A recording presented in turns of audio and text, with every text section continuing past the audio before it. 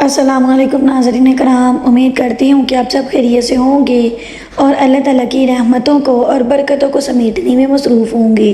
ناظرین کرام، آج کی اس ویڈیو میں آپ لوگوں کے لیے بہت ہی نایاب اور قیمتی وظیفہ لے کے آئی ہوں۔ اس وظیفے کے بعد آپ اللہ تعالیٰ سے جو بھی دعا مانگیں گے وہ ضرور قبول ہوگی۔ یہ ایسا وظیفہ ہے کہ ادھر آپ نے یہ وظیفہ کیا تو ادھر جیسے ہی وظیفہ کمپلیٹ ہوگا آپ کی دعا اللہ تعالیٰ کے ہاں مقبول ہو جائے گی۔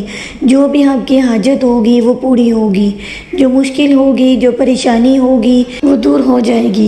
تو ناظرین اکرام، آج کا یہ وظیفہ بہت ہی زیادہ بابرکت اور مجرب ہے۔ جس کسی نے بھی اس عمل کو کیا ہے، اللہ کے حکم سے اس نے جو چاہا ہے اس کو وہ ملا ہے۔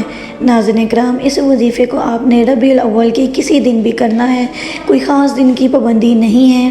وظیفے کے آغاز سے پہلے ہم آپ کو چند ضروری ہدایات کے بارے میں بتائیں گے، اس کی مدت بتائیں گے اور اس کو کرنے کا طریقہ بتائیں گے۔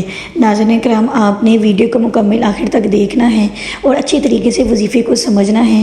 کوشش کریں کہ اپنے پاس ایک ڈائری اور پینسل بھی رکھ لیں جس میں آپ وظیفے کو لکھ سکیں۔ تو ناظرین کرام، اسی کے ساتھ ہم چلتے ہیں آج کے وظیفے کی طرف۔ بسم اللہ الرحمن الرحیم۔ حق اسلامک ٹی وی کے تمام ناظرین کو السلام علیکم۔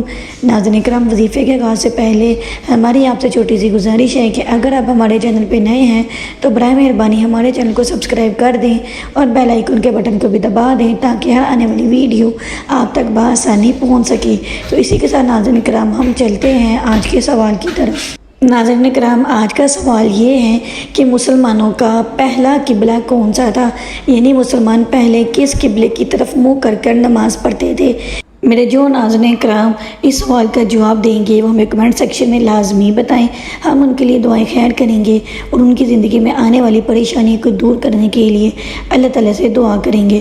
تو ناظرین کرام، اسی کے ساتھ ہم چلتے ہیں آج کے وظیفے کی طرف۔ ناظرین کرام، یہ وظیفہ آپ نے نماز عشاء کے بعد کرنا ہے۔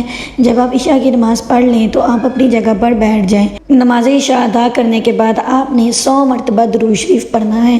جب آپ 100 مرتبہ درود شریف پڑھ لیں، درود شریف آپ نے وہ پڑھنا ہے جو آپ نماز میں پڑھتے ہیں، درود ابراہیمی۔